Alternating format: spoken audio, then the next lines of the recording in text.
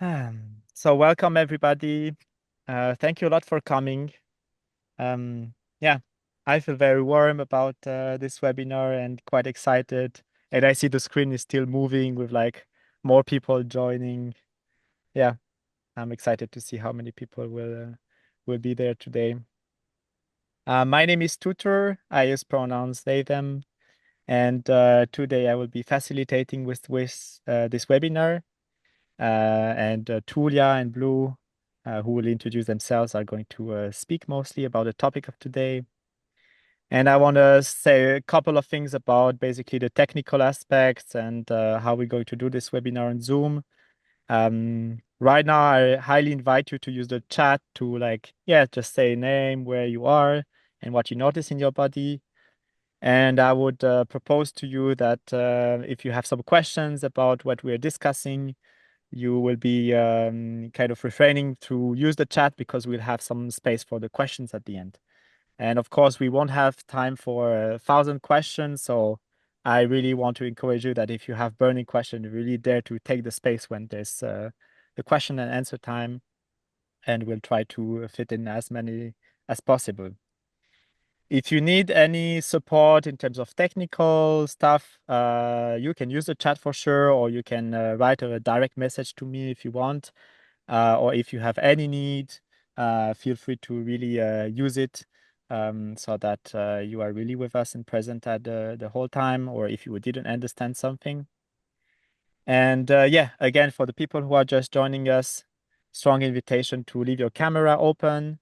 That's just nice so that we can enjoy the whole of you. And we are recording this webinar, and the idea is that maybe we will publish it in the YouTube channel of Honesty Europe, or maybe on our website too.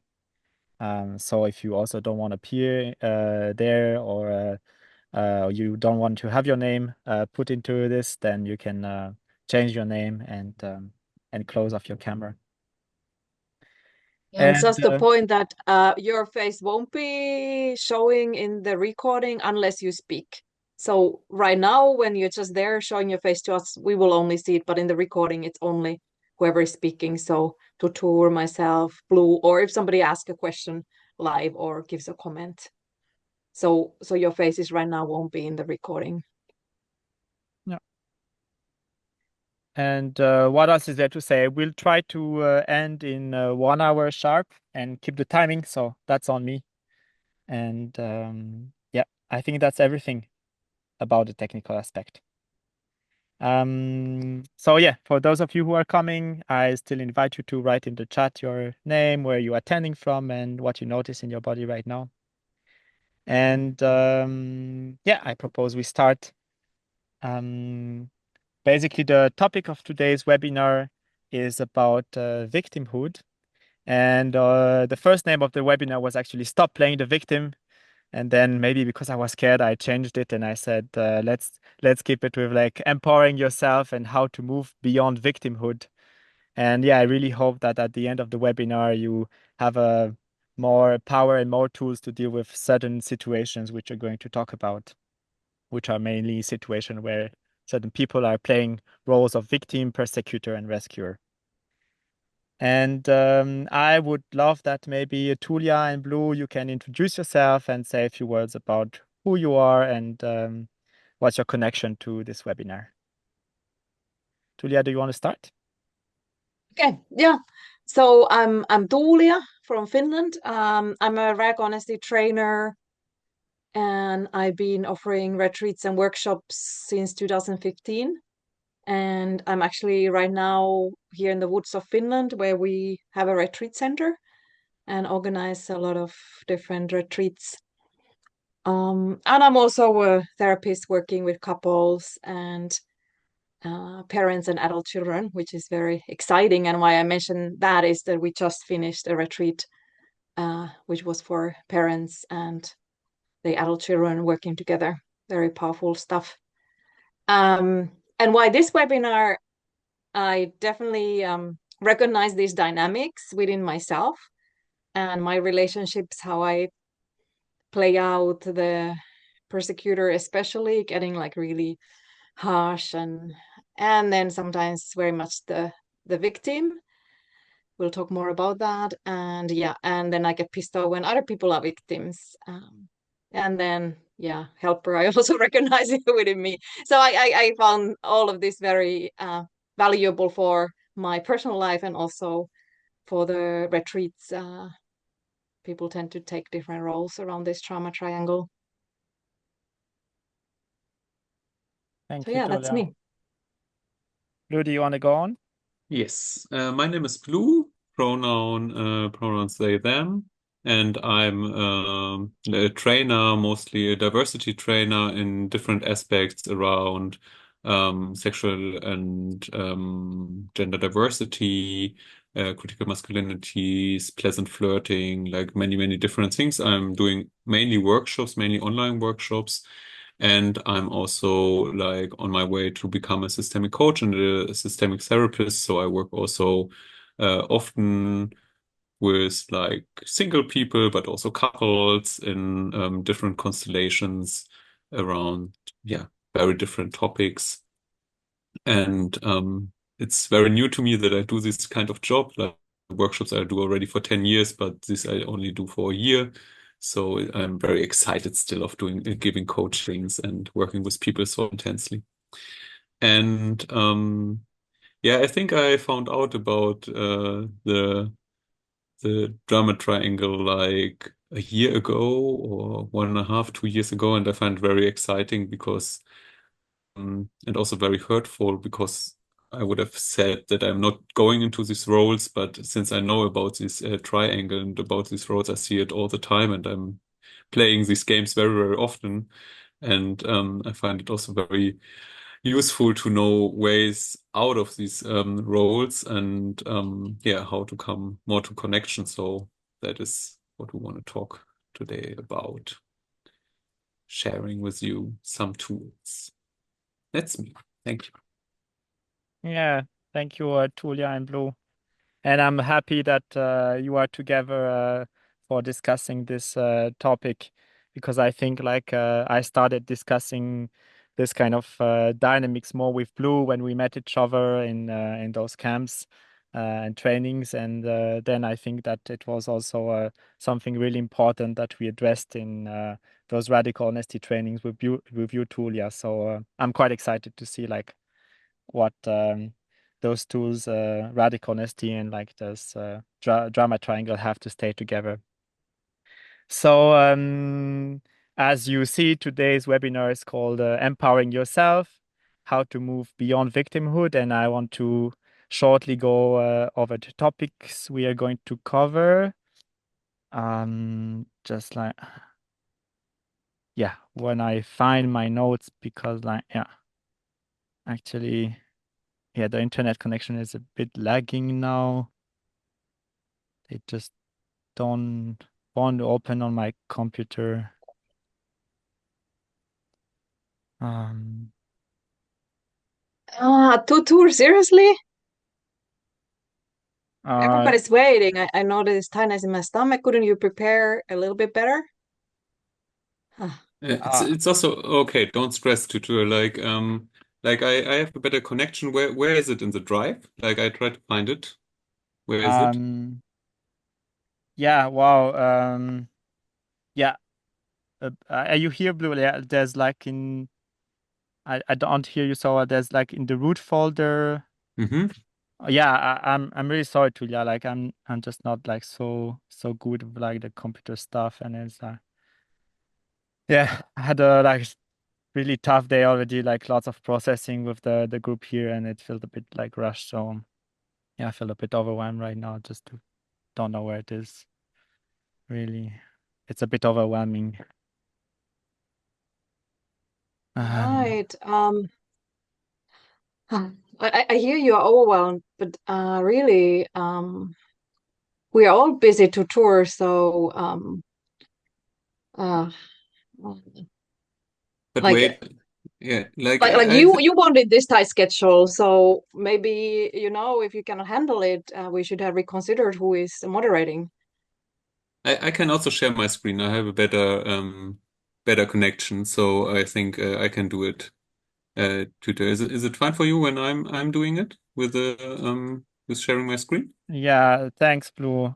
Yeah, I feel really shitty here, and well, I have to give you access for the sharing, I think. Oh fuck, it's really like messing things up right now. Oh. Mm. Yeah.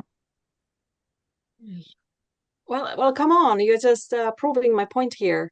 We are supposed to empower people here, not just to complain, huh? Oh. Mm. Yeah, so I don't know what to do. I feel really shitty. I don't know, maybe Blue, you wanna share your screen or explain a bit more of the what's going on? Yeah, I can share the screen about the drama triangle. I hope you can see it now, and I hope you enjoyed our little performance. I hope it was not too obvious. Yeah, so we're talking today about the Karpman triangle or drama triangle.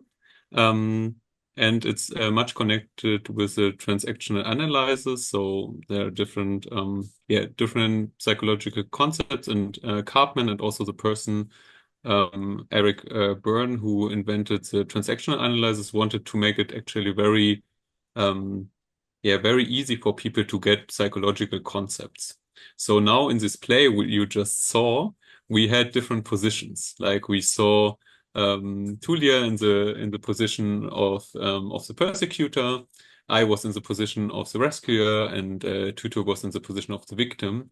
And and we had a quite big drama here, and often these positions come very easily. We very easily step into these roles. We often also have like some kind of our favorite roles in this drama triangle. And we can also see it very often in like kind of like Hollywood movies or something like that. That there's often like the villain or the persecutor, there's a rescuer, and there's also the victim. And we're talking here about roles, so we don't talk about like real victims. We talk about people who go in a role of a victim. And when I show you the next graphic, you see also a little bit text about it. So the persecutor is also often like the persecutor and the rescuer are often standing higher as the victim. This is their position. So they often think they're better than the victim, and they criticize, they judge, they punish, and they blame. And they often put all the responsibility and all the blame to the victim. The rescuer tries to help the victim, often without asking, and feels in this also superior or also better than the victim. And the victim feels often helpless and hopeless, rejected, or complains also about things, or also is manipulating. So also the victim role is not a role where you are free of any responsibility. Often you have also much power in this. And and often you feel small in this. So this is the role of the victim, and every role has also some benefits why you are playing it and why you're going into these roles. Because as a persecutor and rescuer, you feel like that you're higher as another person. As a victim, you get help. Maybe you also don't have to do so many things because other people are helping you. And the interesting part is also in the triangle that the roles can very easily really easily shift. So Tutu in our play could have also getting very angry to Tulia and really yelling at Tulia and pushing Tulia down, and then Tulia is right out of a sudden the victim, and Tutu is the persecutor, and I try as a rescuer to do again something. So this triangle can also all the time turn if you like to. And when we're in this drama triangle, we're lacking connection, and we are not on eye level with other people. So when we observe ourselves to be in this triangle, we can also try ways to step out. Thank you, Very Blue. quick. I hope everyone kind of sees the connection with the little play. And I wonder, Tulia, if you want to add something about it that is important for you. Yeah, of course, like you said, Blue, we can alternate on in the different spots where we are, and you could also, from the helper, go to the victim when tutor says, "Oh, it's not helping, thanks, but you're not helping me," and then you're like, "Oh, but I'm trying my best," and then all of a sudden tutor is the persecutor, and this is how we go, and then I become the helper, like, "Oh, sorry for my tone of voice. What could I do for you? Maybe I just take over. Would that work?" So yeah, it's so easy to go with this, and how one can recognize being in the triangle is that, oh, there's some feeling of helplessness, and here we go again. I've been here before, and that kind of maybe heaviness, feeling of stuckness, not really, maybe even sometimes recognizing that something feels not good, not nice, not pleasant, and still somehow having no tools. And yeah, often, of course, we also have a place where we tend to hang out more, and that's somehow something maybe we learned early on, and that worked for us, like as a kid being the victim, and then the big people are nicer, or being the helper and the nice and always chirpy and ready to be mom's or dad's little helper. Maybe that was the way that it worked for us, or being kind of touchy about the big people and somehow getting respect from that way. So I think it's also interesting how we learn these things in the family dynamic, and then we bring it to our lives as adults and play it in our relationships at home, at workplace, also with friends. We might have these different roles. And then there is the one more role that I just quickly want to mention, because I think that's very interesting and sometimes vital, which is the bystander. So this is the person who's just looking like, none of my problem. I didn't cause it. And yeah, so in this, maybe some of you over the screen were like, "Oh yeah, these guys are just so unprofessional. What are they doing? Terrible," being a bit judgmental and still kind of removed. And again, lack of connection there. So this is a role that many of us are also familiar with. Yeah, thank you, Tulia, for bringing that up. And what I also resonate with this new, like the role of bystander that you're bringing up, it's really the person who doesn't have to take any responsibility about the situation. And for me, it's one of the key aspects also that it's a responsibility, a game about responsibility, in which the victim is basically like saying, I'm not responsible, like I'm shitty, whatever. And this is a way to say like, oh, I need help and I can't do it myself. And I think like the rescuer is very much trying to like capture it, and the persecutor is saying like you're responsible. And I like the question that you like the thing that you brought to, yeah, like how we learn this from our past experience when we are brought up and everything. And I want to actually do a really quick temperature check with the people who have their camera on actually. And I wonder if the people who can identify with being in any of these roles in the triangle can raise their hands. So we see a bit, yeah, I think quite a lot of people. Yeah. I wanted to propose a little moment for sharing actually, and going a bit deeper into our experience. And I've created a couple of breakout rooms with 5 people every time. And I would just propose that for 6 minutes, you will see you have kind of a timer. The people in this room just share, every one of you, basically, when have you find yourself in this type of dynamics for the last time? Or is there any specific moment that you remember? And at the end of the timing, then we'll talk a bit about maybe the steps of like how can we get out of it, and what are the other possible dynamics which are responsible ones that we can take upon that. So I will start the breakout rooms one right now, and maybe there's some people who aren't assigned, so we'll try to be quick, and I will see you in about 7 minutes. I see everybody's getting back. So for those people who were in the breakout rooms, I invite you, if you want to, to write in the chat about your sharing experience and if there's been something you've been learning from that or something that feels alive for you. And right after that, yeah, I mean, actually, we won't wait. I'll invite Tulia if you want to start already presenting the wind triangle and how to cut this dynamic into something responsible. Yeah, thanks. So I want to share two options about how to get out of these dynamics, two models that may work. And maybe before that to say, of course, everything starts with awareness, just noticing, I am somehow stuck in this place where I've been before. I know this place where I tend to hang out, and then start it from there. Okay, and now I share.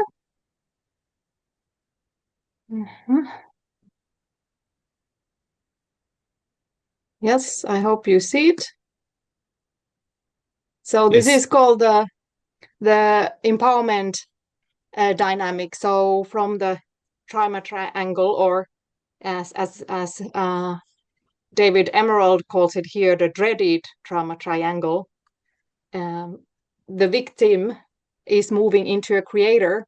So coming up with the solution, coming up with something that is a bit out of the box rather than feeling sorry for themselves. And the persecutor is more the positive challenger than the like finger up, angry, harsh kind of a role. And then the rescuer, instead of helping and telling and knowing what is the best for the other, it's coming up with a coachy way of supporting and kind of allowing the person to find the solutions themselves rather than giving it to them. And basically finding a more passion and outcome-based, focused way to come out of these roles. And for example, in the dynamic, in the little play we had here, Tutur, who was the victim, could instead step into the creator role and saying, okay, so I don't find my script. You know what, guys, I still have a pretty good idea what I want to do here, and maybe we just wing it and be a bit experiential and just experiencing this. And I just kind of acknowledge that, yeah, I don't have the file ready here, and we go with that. And then the persecutor, instead of being angry and harsh, I could just say, oh, okay, so how do you want to do that? And the coach, the rescuer Blue here, could then say, okay, yeah, let's do that. What role you want me to play here? How could I help you? But not from a I know what's best for you, but in a way of I'm happy to contribute. I'm here, and let's do this together. Let's find a solution together. So this is one option, to step into a very different role, which is about empowerment, about ownership. And then there's another model which is quite similar that I also want to share. Let me see. Yep.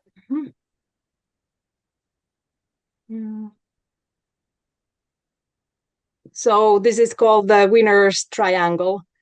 And instead of being a victim, being vulnerable. So in this play acting, it could look like, for example, Tutur saying, oh, I notice some tightness in my chest. I feel embarrassed that I am not finding my notes. I worry some people here are judging me as unprofessional, and I don't really want that. And I'm just gonna find a way, or something like that. And then the rescuer would be in the caring place, like, oh, I'm sorry to hear that you are experiencing some discomfort, and I'm seeing you, and I am not in a hurry, but not kind of offering ready-made solutions, but just being there, hearing the other one out. And an assertive, the earlier persecutor, would be something like, okay, this is the situation we have. We need to find another solution. Let's see what we do here. What I want is us to just start to recreate this webinar and come up with good solutions, and this is what I think would work, but not in a blamey way or in a way of I know it all, I know it better, but this is what I want. So this is another option where we could flip the roles to a more positive, helpful, connecting outcome. So looking really how we can find connection instead of being stuck in a role. So yeah, this is what I wanted to share a bit, and I throw it back to you, Tutur. Yes, there's a person in the chat who actually asked if we could make more examples of persecutor versus the challenger. And I think in what you said, Tulia, it's about being assertive, but also with responsibility, not in the sense of blaming and using kind of anger in a kind of hidden way, maybe saying something, oh, you maybe we should reconsider you holding this webinar or something, but maybe making clear requests, saying, actually, I want this to happen. Could you make it happen? And yeah, and really maybe using the anger to make things clear and move on. And I think in general, what I get from all of that you were saying is that there's a switch in terms of also how to take responsibility, because the victim basically proposes new possibilities instead of like just saying it's not like I'm sorry, I'm stuck, I can't do anything, but it's like what can I do, and like kind of proposing stuff. And same for the coach, who is basically not trying to save the person by proposing new stuff, but helping the person who has the problem to actually find a solution. Yeah. Maybe I can add one real life example. So when I work with clients as a therapist, I often take the role of a challenger. So what is different to persecutor is that I might ask a question like, okay, I'm hearing you, and how does this work for you? Or sounds like it hasn't worked for you until now that you do X, Y, Z. But that doesn't come from a place of you are wrong and you shouldn't be doing that, but out of a like, with passion, compassion and care, challenging you with your ongoing pattern or habit that you are sharing that doesn't really work for you or seemingly doesn't really work. So this would be a challenger role rather than a persecutor. And Blue, I think you I don't know if you want to add something to that. I like important part is what you also said already to is the responsibility, because in the drama triangle, responsibility is like pushed around, like the persecutor is pushing the responsibility down to the victim is pushing the responsibility up to the persecutor, and the rescuer also feels really responsible for many things. So, but that the responsibility is like in this transaction, like really shared, and also like connecting to your, I would say like also connecting to your own feelings, what we also already had because yeah, as a persecutor you try also to get really rid of them and make other people responsible for your feelings and not taking care of them. And yeah, that's it. And I think there's a good question in the chat, which also is a topic I really want to talk with you, Blue and Tulia, which is how do we really notice when either of those is happening? Because sometimes you mentioned it's possible to shift in any of those roles, to be a victim, but then maybe a rescuer, then maybe persecutor. And I think like the triangle is a model, of course, that is a bit simple, and maybe it's not always as clear as that. So how do you really notice maybe when you are in either of these roles? Are there some signs that are kind of the good signs that something a bit tricky is happening? I think this what we already had being in a persecutor role, this blaming is really something for me really like clear then of like I make other people responsible for something what happened between us, for example. And I think this is something what I when I often like recognize it. and I feel really, really right. And I see also often there's only one way, and this is my way, how I want it. Yeah, it's um I think one thing to really say is that it feels like drama. You're like, okay, I'm in a drama, like a movie or kind of, and there are these clear roles, so it's not very flexible. It's not connecting. It's not. I'm not in a place where I'm accessing a lot of compassion. It's really me in this place where I'm at, and it's about right and wrong. It's about good and bad. So it's a very different kind of tight place when one is in the drama triangle. It's not creative. And I see, because I think I want to leave some time for more questions, and maybe we might come back to that. I just want to shift also the discussions towards how can we really move from maybe blaming to challenging, or from complaining towards creating or stuff like that. What are the possibilities for actually once we notice that there's drama happening, what can we do about it? I don't know if you want to Well, bring something up, pausing, Junya. Yeah.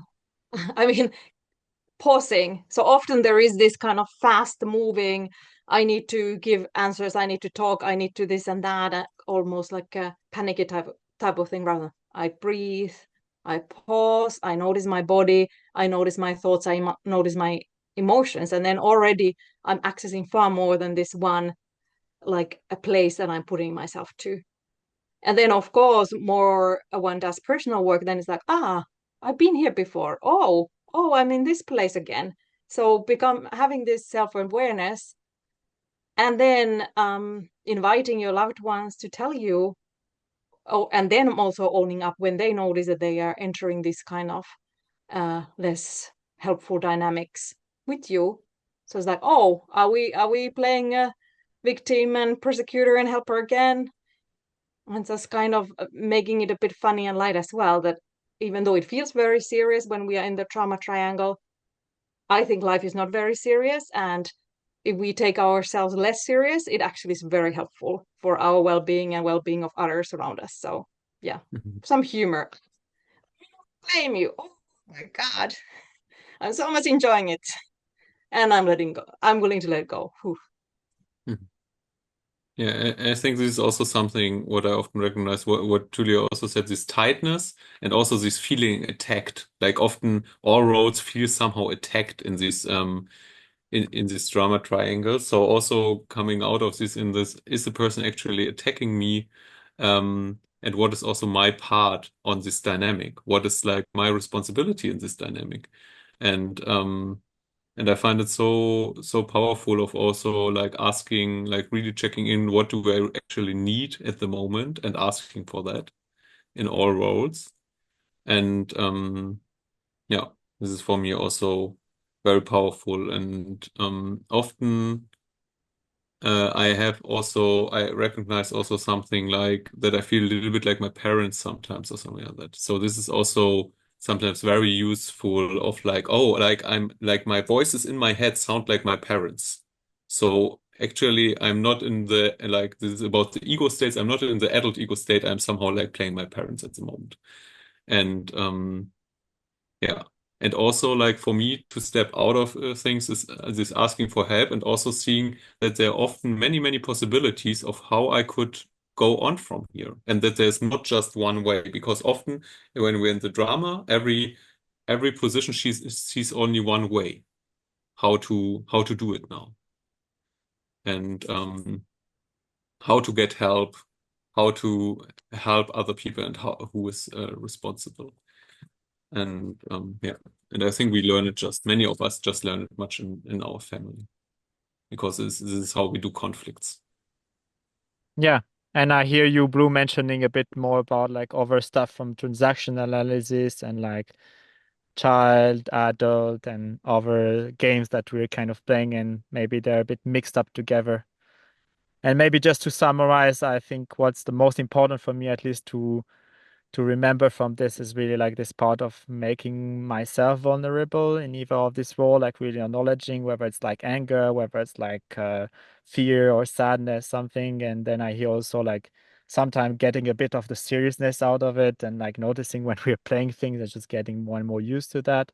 But also like taking responsibility and making requests, asking for help. All of these kind of things are really helpful. And And I yeah. give one more thing, and like because I can dock on to what Julia said also already with the pause, what is very helpful for me, and I hear it also often from my clients, is doing like doing a little break and like just going in different directions, breathing, like going out of the setting, going out of this drama tension, and just saying like, okay, we meet again in 10 minutes. I go on a walk, you go on a walk, and then we see. And often it falls then down and I think about it, and after that I come back and I say like, hey, sorry what I did. Like I was totally in my void. Yeah, I was not myself anymore. Or it is a part of myself, but I don't want to be that. I like what you said, and sometimes it could be just yawning or stretching, just a little physical shift, and already something can shift.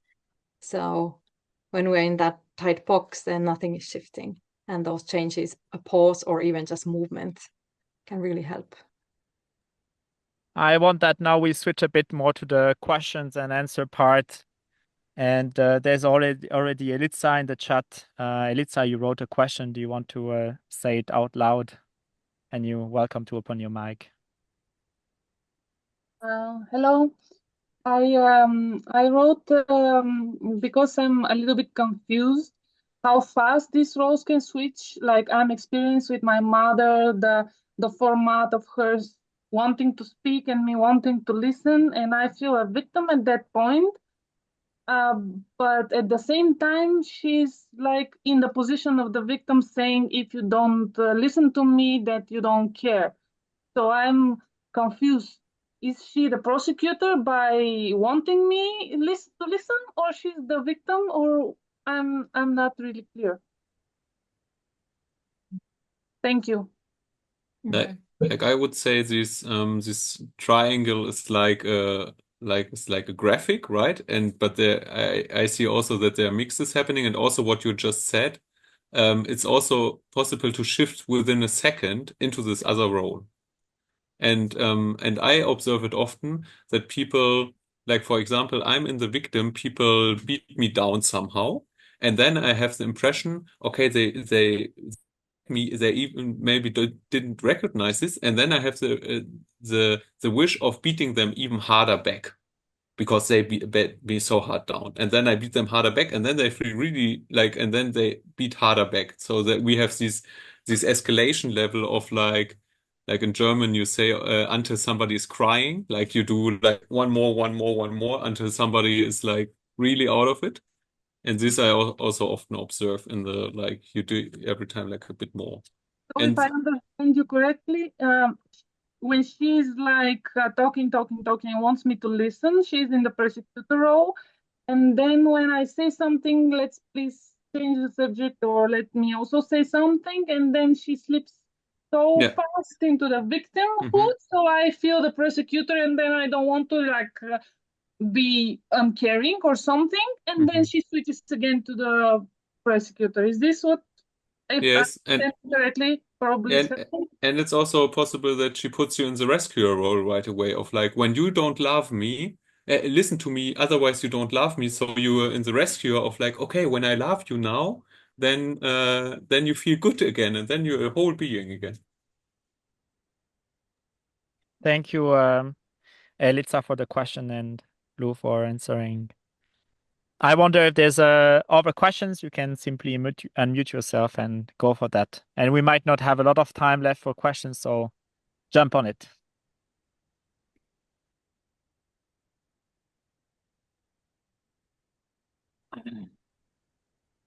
Yeah, I have a question. Go for it. I recall like being close with somebody, and we sometimes in the past got really enmeshed, like really heavily involved. It was really difficult to come up with awareness about how scared and insecure we both felt inside. A lot of projection and even pauses sometimes didn't help us to let go of the identification of our own positions. So I'm really curious what you guys think would be helpful if people like insist in the objective reality of something is really dangerous or bad and everyone is agreeing, like normalizing, and the other person, like for them or for me it's completely different other way around, like how to deal with over identification and difficulties of getting an vulnerable access to realizing it's a survival strategy actually. Thank you, Jonas. Right. You want to go on, Tulia? Yeah, maybe not directly from the trauma triangle. And when I'm able to be vulnerable, I think that shifts a lot. So it's the difference between the heart talk and the head talk. And if one is doing the head talk about facts and rational things, and this is matter of fact, and so on and so on, that's really conveying information, but it's not really connecting with the other and sharing our emotions, our fears, our whatever is up for us. Then that's more the heart connection, or being openly inviting, hey, I want to hear you, I want to hear what's up for you, I'm curious, and this is what's up for me. So I don't know if that is the case, but it sounds to me like the two like ways of connecting are really mixed up. And then maybe if it's you who, if I understood right, you want to stay connected, and the other one is on the factual level, then, or debates on the facts. It's kind of, yeah, not really meeting. Not really debating on facts, but really is identified with a right and wrong association, like good and bad. Yeah. So if I got you right, then it's oftentimes a matter of who's brave enough to start expressing himself vulnerable and encouraging the other. And what if, just an additional question, what if the other one has really difficulties? Maybe there's so much shame and low self-esteem, so much difficulties like expressing himself or herself in a more vulnerable and self-responsible way. Yeah, I like that question, Johannes. And Tulia, I would like you to ask very shortly so we can also move on after that. Yeah. I think the main point for me would be that, oh, I see you, I hear you, I'm willing to hear you, I'm interested. And whatever they say, they have space to say it. And maybe they're not in a place to say about fears and worries and all that kind of stuff. But we all want to be seen and heard. And I think that really impacts the connection when we're willing to hear the other, even if they're very different to us or their point of view is very different. Okay, thank you. It's a good start. Thank you very much. And Quantino, I see your hand raised up, and I think we're just running out of time a little bit. So I will actually post in the chat right now also the contacts from Tulia and Blue, so that you can maybe exchange for all the questions via email or something like that. And I would like to close a bit this webinar maybe with like some ending words. Yeah, I noticed a little tension, like closing only after so few sessions, and I think it's also preferable to just like prioritize ending on time. And if you actually are curious, I would really invite you to write to Blue, write to Tulia, and probably like we can dive more into what's happening for you in your life, or if you want to get more advice. Yeah. So I want to say first, thank you for coming, everyone. I'm so happy that so many of you are here, and there are even people who are like many of them under one camera. And I just want to say that, yeah, because also it was quick and short, it was just an introductory webinar. And I think there's like a lot of concepts and theories. Mainly, I think that the core thing that is the take-home message is that a lot of what plays out in our life is like this drama triangle with like the victim, the rescuer, and the persecutor, and it's all about complaining and blaming and kind of giving up responsibility about the particular situation, and that a lot is possible from this kind of dynamic to like be vulnerable and notice things and pause and breathe a little bit and actually take responsibility by just making clear requests and asking for things and proposing stuff. I think that's yeah, some of the ways, at least I would say the main one I get to remember from all of that. And through the practice, I think it also becomes a lot more easier. So I can share by myself that I've been in Blue's and Tulia's spaces. And I think for me, this is really where I got to practice this more and more. First with Blue's coaching and workshops. I've been both in like their workshops about critical masculinities, but also Blue was a coach for me. And I think like in a couple coaching, it really makes sense and is really important to actually understand when those dynamics plays it. And yeah, I really liked that Blue really brought the light to these dynamics.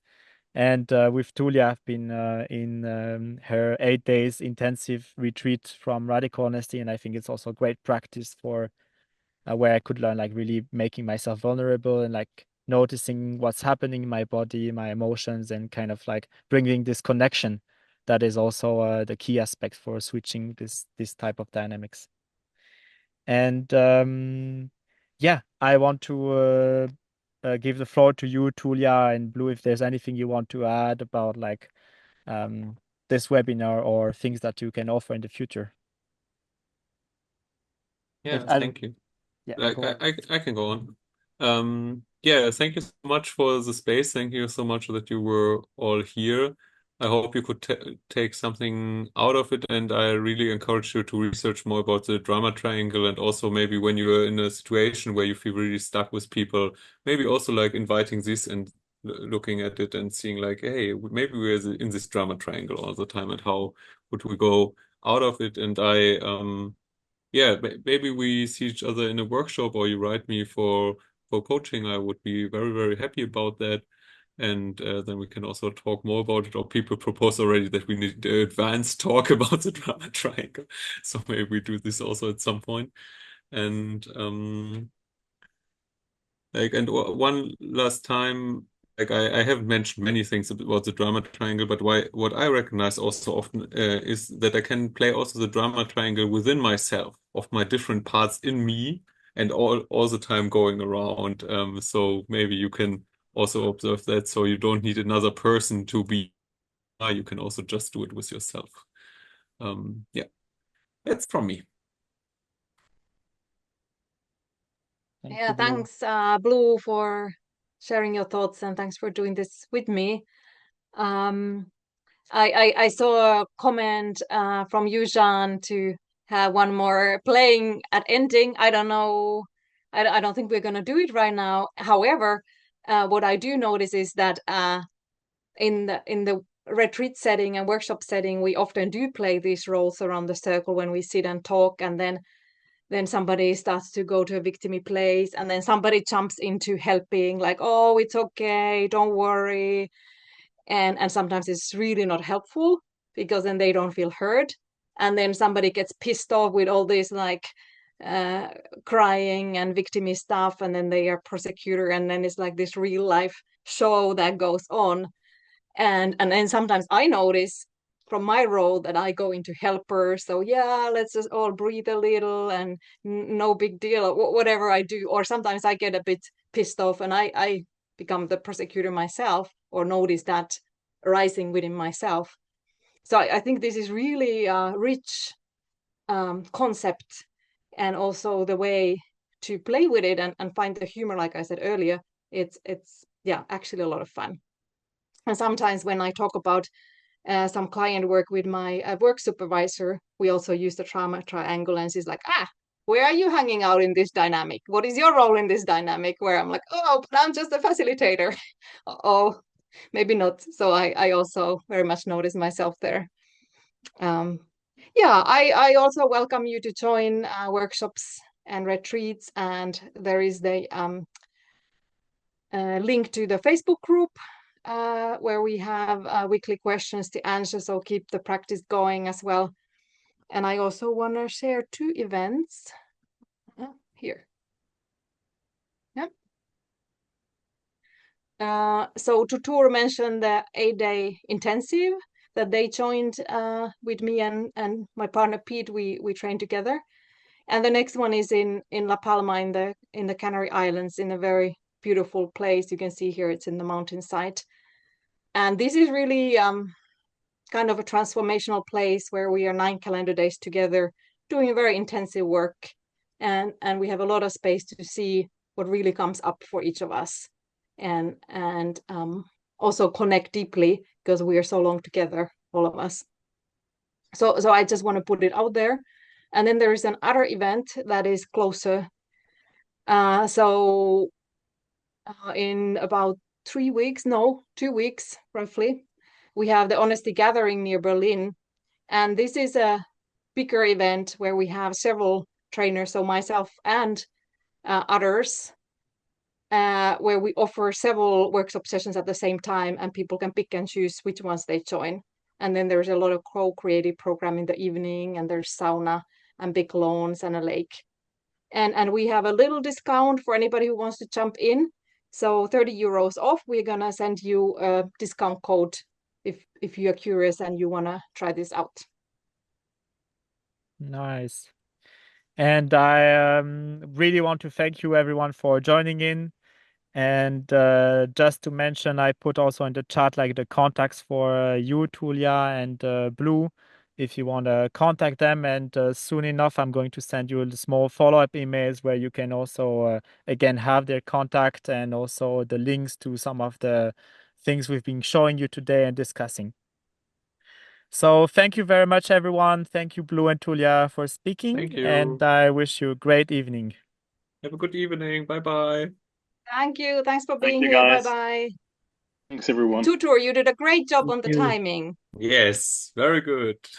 59 is my clock saying, so we cannot do a little play here because you're just perfect. Have a good evening. Ciao. Ciao, Thank ciao. you. Bye. Bye, guys. Bye. Bye. Regards to Bulgaria. Have a fun conversation up there. From Bulgaria to And Finland. regards to